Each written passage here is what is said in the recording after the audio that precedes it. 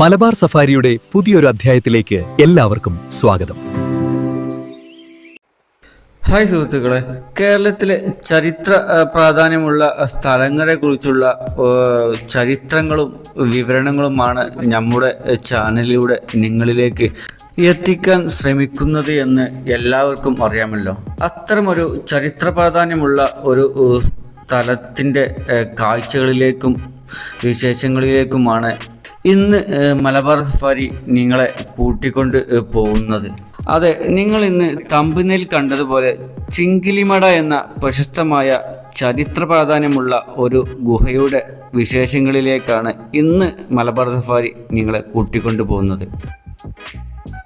Hi സുഹൃത്തുക്കളെ, മലബാർ സഫാരിയുടെ പുതിയൊരു അധ്യായത്തിലേക്ക് എല്ലാ കൂട്ടുകാർക്കും ഒരിക്കൽ കൂടി സ്വാഗതം. നമ്മളിന്ന് മലപ്പുറം ജില്ലയിലെ കുറ്റിപ്പുറം ടൗണിനും വളാഞ്ചേരി ടൗണിനും ഇടയിലുള്ള ആദവനാട് വാഴൂർ എന്ന സ്ഥലത്താണ്. ഇവിടെ എന്താണ് കാര്യമെന്നല്ലേ, ഇവിടെ ഒരു പുരാതന ഗുഹയുടെ ചരിത്രം തേടിയാണ് നമ്മളിന്ന് ഇവിടെ വന്നിട്ടുള്ളത്. ഈ കാണുന്നത്, എൻ്റെ ഈ പുറകിൽ കാണുന്നതാണ് ആ ഗുഹ. ചരിത്രപരമായി ഒരുപാട് പ്രാധാന്യമുള്ള ഒരു ഗുഹയാണ് ഈ ഗുഹ. ചിങ്കിളിമട എന്നാണ് പ്രാദേശികമായി ഇതിനെ അറിയപ്പെടുന്നത്. ഈ ഗുഹയുടെ വിശേഷങ്ങളിലേക്കാണ് ഇന്ന് മലബാർ സഫാരി നിങ്ങളെ കൂട്ടിക്കൊണ്ടു പോകുന്നത്. സുഹൃത്തുക്കളെ, ഈ കാണുന്നതാണ് ചിങ്കിളിമട. ഇതൊരു കുന്നിൻ മുകളിലാണ്. താഴെ രണ്ട് കോറികളുമൊക്കെ കടന്ന് ഒരു ട്രെക്കിംഗ് ഒക്കെ കഴിഞ്ഞ് വേണം ഈ ഒരു ഗുഹയിലേക്ക് എത്താൻ. കുറ്റിപ്പുറത്ത് നിന്ന് ഏകദേശം ഒരു 4-5 കിലോമീറ്റർ മാത്രമാണ് ഇവിടേക്കുള്ള ദൂരം. ഒരു ബുദ്ധമത വിശ്വാസവുമായി ബന്ധപ്പെട്ട് ചരിത്രപരമായ പ്രാധാന്യമുണ്ടെന്ന് കരുതപ്പെടുന്ന ഈ ഒരു ഗുഹ പ്രധാന ഒരു ടൂറിസ്റ്റ് കേന്ദ്രമാണ്. ചരിത്രപരമായി ഒരുപാട് പ്രാധാന്യമുള്ള ഒരു ഗുഹ കൂടിയാണ് ഈ ഒരു ഗുഹ. പുറത്തുനിന്ന് നോക്കുമ്പോൾ ചെറിയ ഒരു ഗുഹയായി തോന്നും, പക്ഷേ ഇതിൻ്റെ ഉള്ളിലേക്ക് കയറി ചെന്നാൽ വളരെ വിശാലമായ ഒരു ഗുഹ തന്നെയാണ്. ഒരു 10-50 ആൾക്കൊക്കെ അതിവിശാലമായി ഇരിക്കാനുള്ള ഒരു സൗകര്യം ഇതിനകത്ത് ഉണ്ട്. ഇത് പ്രകൃതിദത്തമായി ഉണ്ടായതാണ് എന്നും പറയപ്പെടുന്നുണ്ട്, മനുഷ്യനിർമ്മിതമാണെന്നും പറയപ്പെടുന്നുണ്ട്.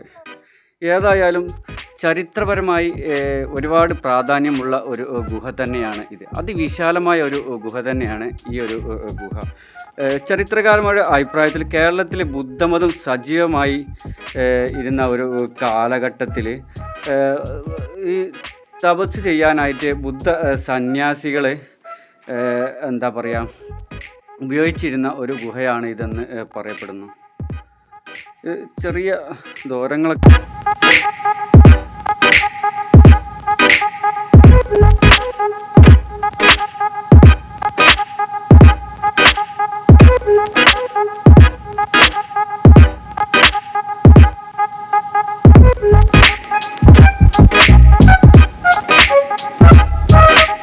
കേരളത്തിൽ ഇതുപോലെ ഒരുപാട് ഗുഹകൾ ഇങ്ങനെ ഉണ്ടായിട്ടുണ്ട്.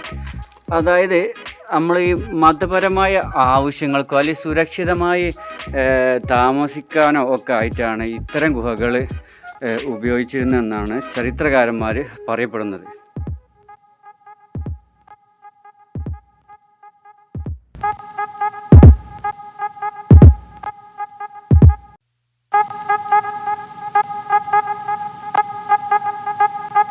ഏതായാലും ഇവിടെ നല്ല ആൾപെരുമാറ്റമൊക്കെ ഉള്ള മാതിരി നമുക്ക് തോന്നുന്നുണ്ട്. ഭയങ്കര ഇരുട്ടാണ് ഇവിടെയൊക്കെ. ഏതായാലും നല്ല ഒരാൾക്ക് കഷ്ടിച്ച് നിൽക്കാനുള്ള ഒരു ഹൈറ്റേ ഉള്ളൂ. ചില ഭാഗത്തൊക്കെ ഒരു 1.5 ആളെ ഹൈറ്റൊക്കെ ഇവിടെ കാണുന്നുണ്ട്. ഏതായാലും ഒരു പ്രകൃതിദത്തമായി ഉണ്ടായതാണ് ഇതെന്നാണ് കരുതപ്പെടുന്നത്. ചെങ്കല്ലിൽ കൊത്തിയെടുത്ത പോലെയാണ് ഇതിൻ്റെയൊക്കെ ഒരു നിർമ്മാണ രീതി എന്ന് പറയുന്നത്. ഭയങ്കര ഇഷ്ടമായതുകൊണ്ട് വീഡിയോയിൽ എത്രത്തോളം ഇതിൻ്റെ ക്ലാരിറ്റി ഉണ്ട് എന്നുള്ളത് അറിയില്ല. പുറത്തു നിന്ന് നോക്കുമ്പോൾ ചെറിയൊരു എന്താ പറയുക ഒരു കവാടം മാത്രമാണ് ഇതിന് നമുക്ക് കാണാൻ കഴിയുള്ളൂ. ഉള്ളിലേക്ക് കടന്നാലാണ് അതിവിശാലമായ ഒരു 10-50 ആൾക്കൊക്കെ ഒരേ സമയം ഇരിക്കാൻ പറ്റിയ ഒരു സൗകര്യത്തോടു കൂടിയുള്ള ഗുഹയാണ്. അതിവിശാലമായ ഒരു ഗുഹ തന്നെയാണ് ഈ ഒരു ഗുഹ. ഏതായാലും ഇതിൻ്റെ ചില ഭാഗങ്ങളൊക്കെ ഇവിടെ അടർന്ന് പോകുന്നതായിട്ട് കാണുന്നുണ്ട്. ഇങ്ങോട്ടൊക്കെ കാണുന്നുണ്ട്, ഇവിടെ ഒന്ന് അടർന്ന് പോരുന്ന മാതിരിയൊക്കെ കാണുന്നുണ്ട്. ഇങ്ങോട്ടും ചെറിയൊരു ഗുഹ രൂപപ്പെട്ട പോലെ ഉണ്ട്. നല്ല സ്ഥലങ്ങളാണ് ഇവിടെയൊക്കെ. വവ്വാലുകൾ ഇതിലൊക്കെ സ്ഥലങ്ങൾ കാണുന്നുണ്ട്. നായ്ക്കളൊക്കെ എന്തൊക്കെ ഇതാണ്. നല്ല പെരുമാറ്റമുള്ളൊരു, എൻ്റെ പൊന്നോ, വവ്വാലുകളോട് ഒരു കൂട്ടാണ്. ഇതൊക്കെ പല ഭാഗത്തേക്കും വലിയ തുരങ്കങ്ങളൊക്കെ ഉണ്ട്. എല്ലാ നായ്ക്കളോ ഇത് നല്ല പെരുമാറ്റമുള്ള സ്ഥലം പോലെ ഉണ്ട്. ഏതായാലും ഭയങ്കര പേടിപ്പിക്കുന്ന സ്ഥലം. അതിൽ പാമ്പ് വല്ലതും ഉണ്ടാവും. അങ്ങോട്ടൊക്കെ വലിയ ഇതാണ് കേട്ടോ.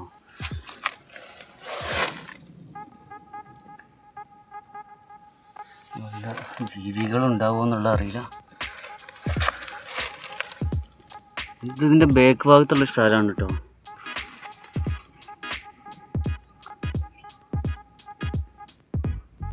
എന്തൊരു സ്ട്രക്ചറാണ്. ഇതിൻ്റെ ഒരു സ്മെല്ല്, വവ്വാലുകളുടെ കാഷ്ടത്തിൻ്റെ ഒരു സ്മെല്ല് ഭയങ്കര രൂക്ഷമായിട്ടുണ്ട്. ഏതായാലും ഒന്ന് വല്ല പോവാ, പേടിപ്പെടുത്തുന്നൊരു സ്ഥലം.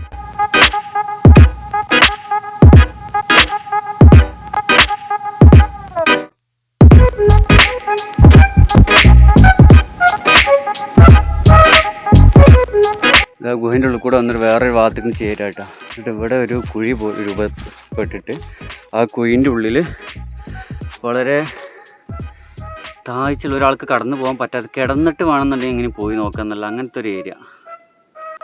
ഇവിടെ എന്തൊക്കെ നല്ല പെരുമാറ്റമുണ്ട്. ഇത് എനിക്ക് തോന്നുന്നുണ്ട് ആളുകളൊക്കെ വരണോ അതോ വേറെ എന്തൊക്കെ ജീവികളുടെ ഒരു പെരുമാറ്റന്മാരൊക്കെ തോന്നുന്നുണ്ട്. ഇപ്പോൾ നായ്ക്കളുടെ വേറെ എന്തെങ്കിലും ജീവികളൊക്കെ ഇവിടെ വരുന്നുണ്ട്. മെരുവോ അങ്ങനെ എന്തെങ്കിലുമൊക്കെ ഉണ്ടാവും. ഏതായാലും നല്ലൊരു സ്ഥലം.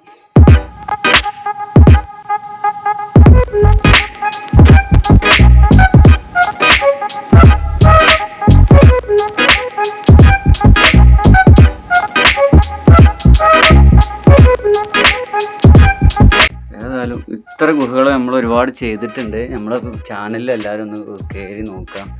ഇത്ര റിസ്ക് എടുത്ത് നമ്മളെ ഇത്തരം വീഡിയോസുകളൊക്കെ നിങ്ങളിലേക്ക് എത്തിക്കുന്നത് എന്താണെന്ന് വെച്ചാൽ കാണാത്ത കാഴ്ചകൾ നിങ്ങളും കൂടി കാണട്ടെ എന്ന് കരുതിയിട്ടാണ്.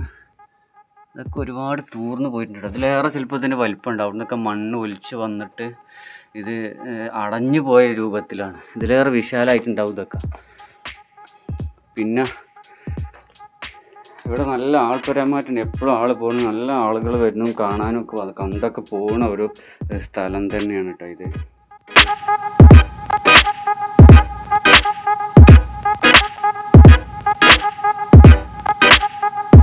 പ്രാദേശികമായി ഇതിന് ചില കഥകളൊക്കെ ഉണ്ട് കേട്ടോ. അതായത് നമ്മളെ ടിപ്പു സുൽത്താൻ്റെ ഒക്കെ ഒരു പടയോട്ട കാലഘട്ടത്തിൽ സൈനികർക്ക് ഒളിച്ചു താമസിക്കാനൊക്കെ ഉപയോഗിച്ച ഒരു ഗുഹയാണെന്നൊക്കെ ഉള്ള എന്താ പറയുക ഒരു പ്രാദേശികമായുള്ള പറച്ചിലൊക്കെ ഉണ്ട്.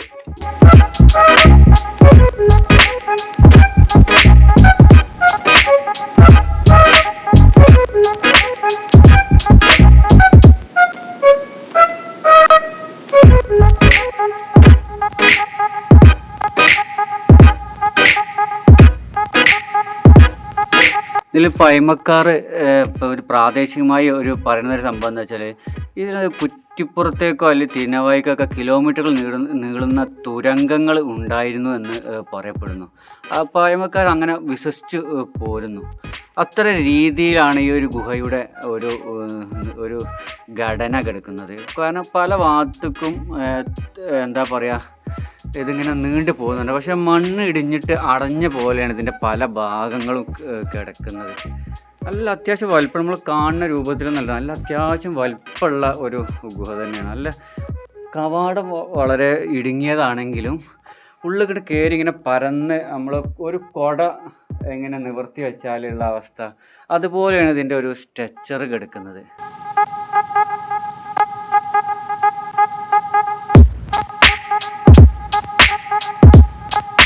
ഇപ്പോൾ ഈ പറഞ്ഞ ഈ പല ഭാഗത്തേക്കും എന്താ പറയുക തുരങ്കങ്ങൾ ഉണ്ടായിരുന്നതൊക്കെ പ്രാദേശികമായുള്ള ഒരു കഥകളാണ് കേട്ടോ, പറഞ്ഞു കേട്ട് പോന്നിട്ടുള്ള ഒരു കഥകളാണ്. അത് അത്തരം ആളുകളൊന്നും ഇപ്പോൾ കാലത്ത് ജീവിച്ചിരിപ്പില്ല എന്നതും ഒരു വസ്തുതയാണ്. എന്നിരുന്നാലും ഇതിന് ഔദ്യോഗികമായി ഇതിനൊരു സ്ഥിരീകരണം ഇല്ല കേട്ടോ. ഏതായാലും കേരളത്തിലെ ഒരു ലാറ്ററൈറ്റ് കേവ് നിർമ്മാണ ഒരു ശൈലിയുടെ ഒരു മികച്ച ഉദാഹരണം തന്നെയാണ് ഈ ഒരു ഗുഹ എന്ന് പറയുന്നത്. അതായത് ഇത് പുരാവസ്തു വകുപ്പിൻ്റെ പൂർണ്ണമായും ഒരു സംരക്ഷിത മേഖല അല്ലെങ്കിലും ഇത് ഒരു എന്താ പറയുക ഒരു നാശത്തിൻ്റെ ഒരു വക്കീലാണ് ഇത്. അത് കേരളത്തിൽ പുരാവസ്തു വകുപ്പിൻ്റെ ഒരു കീഴല്ലാത്തത് കൊണ്ടാണ് ഇത് ഇങ്ങനെ ഒരു നാശത്തിൻ്റെ വക്കിലേക്ക് ഇതിപ്പോൾ എത്തി നിൽക്കുന്നത്. അവർ ഇതിങ്ങനെ പുരാവസ്തു വകുപ്പ് ഇങ്ങനെ സംരക്ഷിക്കപ്പെടാതെ കിടക്കുന്നത് എനിക്ക് തോന്നുന്നു പക്ഷേ ഇതൊരു പ്രൈവറ്റ് ആളുടെ കയ്യിലൊക്കെ ആയിരിക്കും. ഒരു പ്രൈവറ്റ് പ്രോപ്പർട്ടി ആയതുകൊണ്ട് ഏറ്റെടുക്കാൻ പറ്റാതെ പോയതൊക്കെ ആയിരിക്കാം. എന്നിരുന്നാലും നല്ലൊരു എക്സ്പീരിയൻസ് ആണ് ഈ ഗുഹയ്ക്കുള്ളിലെ ഈ ഒരു കാഴ്ചകൾ. എല്ലാവരും വന്ന് കാണേണ്ട ഒരു സ്ഥലം തന്നെയാണ്. ഇവിടെ നമ്മളെ മലപ്പുറം ജില്ലക്കാർക്ക് എപ്പോഴും വന്ന് കാണാൻ പറ്റുന്ന ഒരു ഏരിയ തന്നെയാണ് സംഭവിച്ചത്. ഏതായാലും നല്ല ഭംഗിയുള്ള ഒരു ഗുഹ തന്നെയാണ്. ഇതിനുള്ളിൽ ഭയങ്കര രൂക്ഷമായ വവ്വാലുകളുടെ ഒരു കാഷ്ടത്തിൻ്റെ ഒരു ഗന്ധമുണ്ട്. അതുകൊണ്ട് തന്നെ ഇതിനുള്ളിൽ പല പാമ്പുകളോ അല്ലെങ്കിൽ ഇഴജന്തുക്കളോ വല്ലതും ഉണ്ടാവാനുള്ള സാധ്യത കൂടുതലാണ്. ഏതായാലും നമ്മളിവിടുന്ന് വല്ലാതെ നിൽക്കുന്നത് ഒറ്റയ്ക്കാണ് വന്നത്. ആരും ഒറ്റയ്ക്ക് ഇറങ്ങി പുറപ്പെടുകയും ചെയ്യരുത്. നമ്മൾക്ക് ഒരുപാട് ഗുഹകൾ കയറിയിട്ടുള്ള ഒരു എക്സ്പീരിയൻസ് കൊണ്ട് ഉള്ളതാണ് നമ്മൾ ഇങ്ങോട്ട് ഒറ്റയ്ക്ക് വന്നിട്ടുള്ളത്.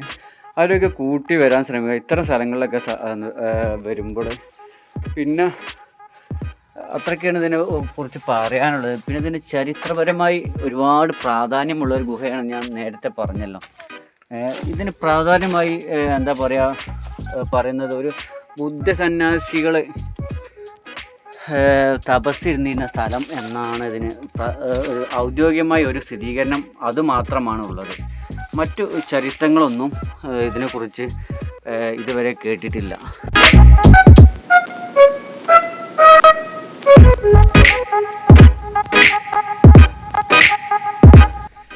അപ്പോൾ ഇത്രയൊക്കെയുള്ളൂ ചിങ്കിളി ഗുഹയുടെ വിശേഷങ്ങൾ. അപ്പോൾ നമ്മൾ ഈ ഗുഹയിൽ നിന്ന് ഇവിടുന്ന് പോവുകയാണ്. പുതിയ വിശേഷങ്ങളും കൗതുകമുണർത്തുന്ന കാഴ്ചകളുമായി മലബാർ സഫാരി വീണ്ടും നിങ്ങളുടെ മുമ്പിലേക്ക് വരുന്നതാണ്. ഒരിക്കൽ കൂടി എല്ലാവർക്കും നന്ദി പറഞ്ഞുകൊണ്ട് ബായ്. ഇങ്ങോട്ടേക്കുള്ള വഴിയുടെ അപ്പുറവും ഇപ്പുറവുമായി 2 കോറികളും ഒരു ആൽമരവും കാണാനിടയായി. നല്ല ഭംഗിയായിട്ട് എനിക്ക് തോന്നി. ഭംഗിയും ഭയാനകവും നിറഞ്ഞ ഒരു കാഴ്ച തന്നെയായിരുന്നു അത്. ആദ്യമായാണ് നമ്മുടെ ചാനൽ നിങ്ങൾ കാണുന്നതെങ്കിൽ സബ്സ്ക്രൈബ് ചെയ്യുകയും തൊട്ടടുത്തുള്ള ബെല്ലൈക്കൻ അമർത്തുകയും ഒന്ന് ഷെയർ ചെയ്യുകയും നിങ്ങൾക്ക് ഇഷ്ടപ്പെട്ട കമൻറ്റ് ചെയ്യുകയും ചെയ്യുക.